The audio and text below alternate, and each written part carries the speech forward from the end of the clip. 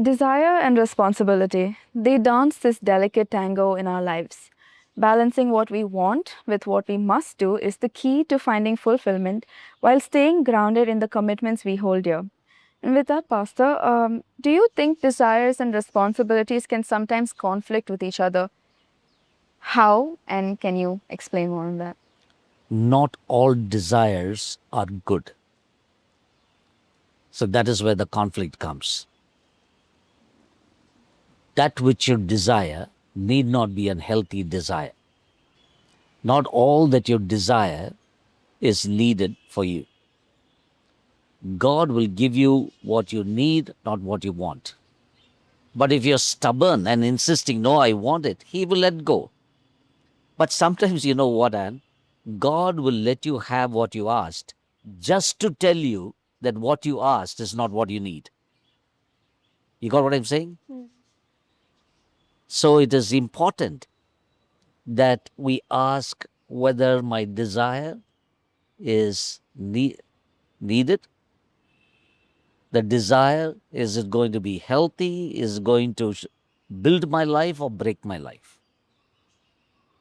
So that is where it is. And don't make impulsive decisions. How can we balance desires and responsibilities in our lives? See, I don't know whether the desire and responsibility will come in the same platform. Or, in other words, how do you pursue your desires while being responsible at the same time? All right. Don't let what you desire affect your normal day. Let it not disturb your family. See, that is selfish desire. There are certain desires which does not alter your behavior, doesn't alter your entire family. But there are desires that can ruin your family and relationship. That is where you need to come to a place of asking, should I go ahead in getting what I desire? Number two, is it worth spending so much of money and time on that? Three, am I pulling out from something and satisfying my own desire? And if you're married, if there is a family, it's always good to look into the context of the family. And I think your desire is, you need to ask, it is satisfying my need or my greed? That'll make a lot of difference. And how can having a sense of responsibilities contribute to personal growth and development? First of all, when you know that you are accountable, your entire decision making process will change. Number two, you need to have a purpose in life. See, if you're a careless person, if you say, I don't care for anybody, I am a free bird, you can do whatever you want, not be accountable, and live a haywire life. You know, for example, there is a parable in the Bible of a prodigal son. Now he's the youngest in the family. But before time, he asked his father, give me my share. And the Bible says, not after a long time, or not after, or he waited for some time and then left. His dad was patient, but the boy went away to a distant land.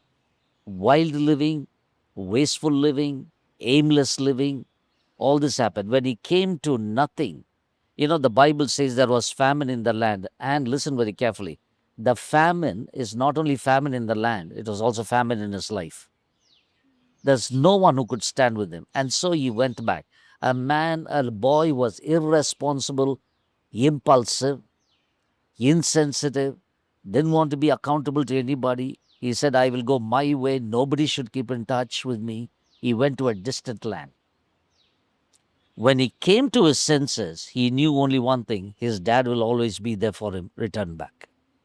So, when you're talking about responsible living, have a purpose in life, value for yourself, and see what God wants you to do. Every decision that you take, you'll be careful.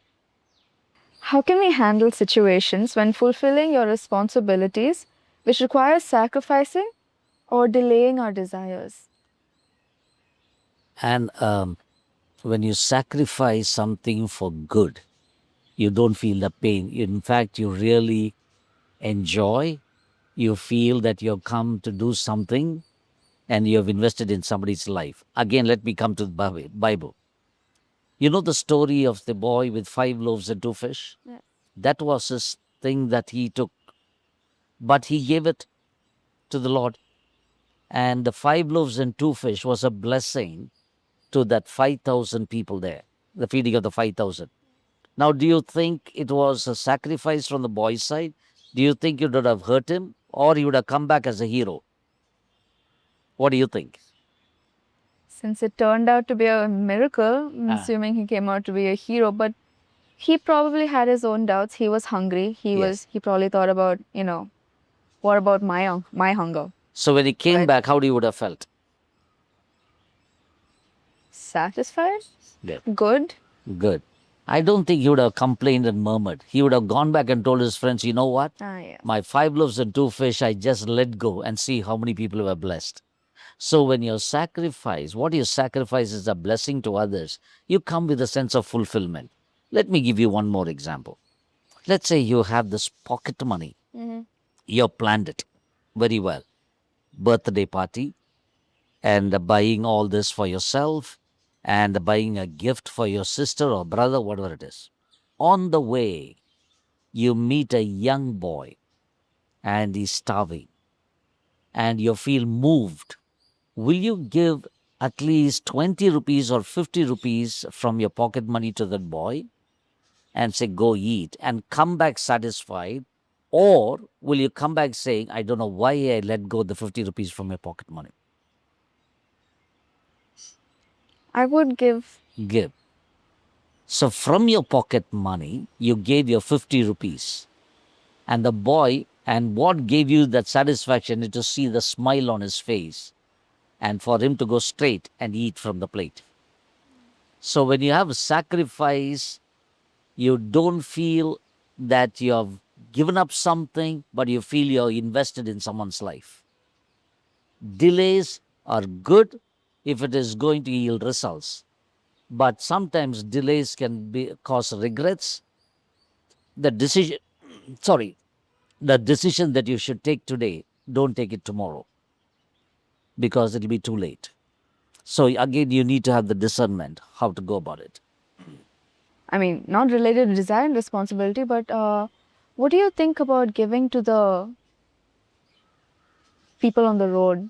When they come out in groups, when you're in traffic, and you don't know what's going on in their lives, but like people give, people don't give. What do you have to say to them? I have said no problem. Give it when you want to give it. But how do you know if your money is going to good use or Let me ask not? you another question. God is giving us money. Yes. Do we use it to the best or do we also misuse it? We misuse it too. Should God still give us the money? Leave it to the Lord to decide. Yeah. From your heart, be generous. Just give it. Don't be rude. If you don't have, say don't have. It's all right. If you want to give it. But once you give it, don't think whether it is drinking or smoking or all that. That's all right. That'll be, maybe he will give it to his child. Giving extra to the auto driver, tell him specifically, use it for your child's birthday. See the smile on his face. Give it in his hand and say, use it for your children. See what happens. He will turn around and say, thank you, Ma. You're the only one who told me this. So don't decide how people are going to use it. It is for you, your personal growth, your generosity, charity. Just give it and move on. Otherwise, you have to follow them till they go to the house and find out how they're using it. Right, right, right. Thank you, Pastor, for Thank your you. valuable insights.